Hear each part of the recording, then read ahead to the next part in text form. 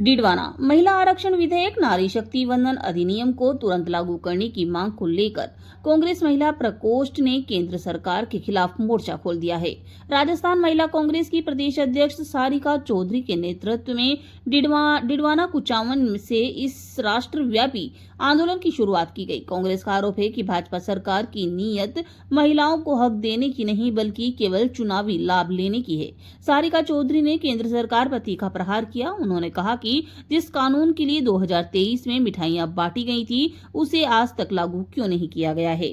जब राहुल गांधी और सोनिया गांधी ने दबाव बनाया तब जाकर आनन फानन में 16 तारीख की रात को इसे नोटिफाइड किया गया। चौधरी ने सवाल उठाया कि जब केंद्र और 21 राज्यों में भाजपा की सत्ता है तो इस कानून को आगामी विधानसभा और लोकसभा चुनावों में लागू करने से कौन रोक रहा है। आंदोलन की रणनीति 10 लाख पोस्ट कार्ड और पुतला दहन।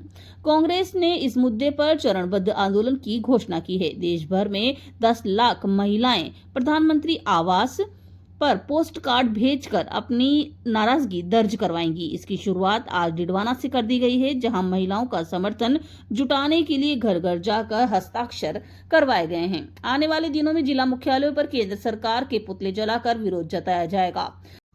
सारिका चौधरी ने कहा कि पंचायतों में महिला आरक्षण की नींव स्वर्गीय राजीव गांधी ने रखी थी। आज सोनिया गांधी अस्वस्थ होने के बावजूद इस हक की लड़ाई के लिए समर्पित हैं।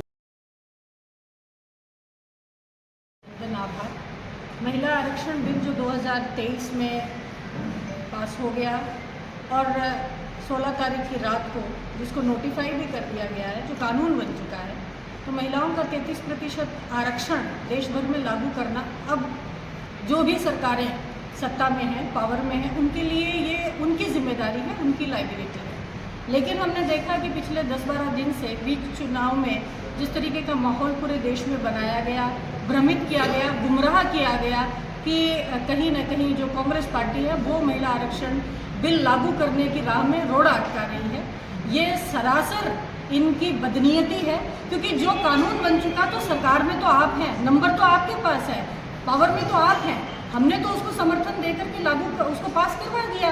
लेकिन अब जो कानून बन चुका है उसको लागू करवाना सरकार की जिम्मेदारी है, लेकिन इनकी नीयत खराब है।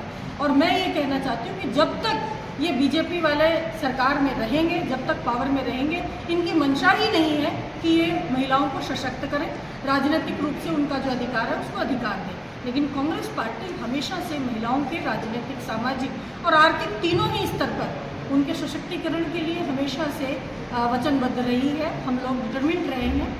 उसी चीज़ को देखते हुए कि अब इन्होंने इस आरक्षण के बीच में एक नया बखेड़ा शुरू किया है, तो कांग्रेस पार्टी ने पूरे देश में एक हमने ड्राइव शुरू किया है। पहले हमने पूरे देश में नरेंद्र मोदी का पुतला दहन से शुरू करेंगे, दूसरे फेज में हम सिग्नेचर अभियान और फिर एक पोस्ट कार्ड अभियान हम लोग शुरू कर रहे हैं।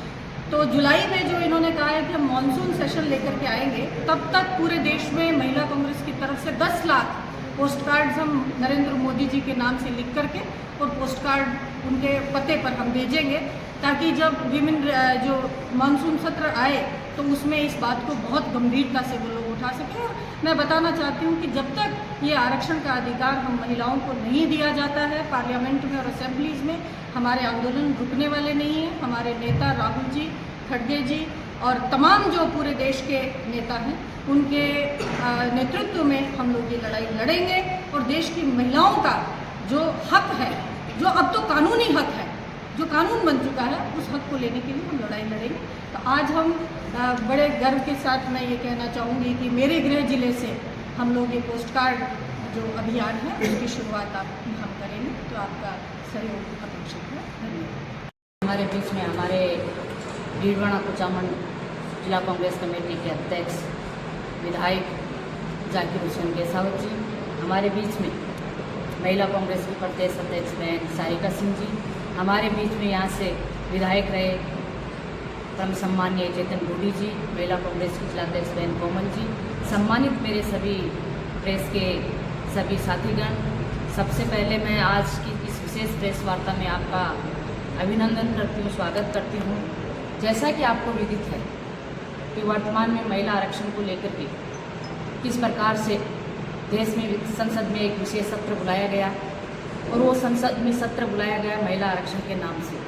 लेकिन उस महिला आरक्षण बिल के पीछे क्या था, वो क्या करना चाहते थे, उनकी मंशा, मोदी सरकार की मंशा क्या थी और किस प्रकार से आज भारतीय जनता पार्टी के द्वारा देश में एक भ्रम जाल फैलाया जा रहा है महिला आरक्षण बिल को लेकर के, इन तमाम बातों पर हम आपसे रूबरू होना चाहेंगे।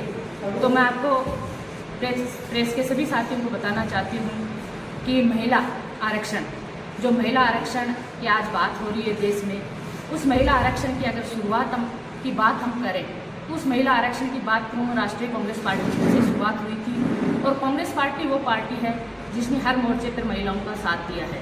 कांग्रेस वो राष्ट्रीय पार्टी थी जिसने 5 राष्ट्रीय अध्यक्ष अपनी पार्टी को के बनाए हैं महिलाओं को, चाहे एनी बेसेंट हो, चाहे सरोजिनी नायडू जी हो, चाहे इंदिरा गांधी जी हो, सोनिया गांधी जी हो या नेल्सन जी हो, 5 महिलाओं को राष्ट्रीय अध्यक्ष बनाया गया।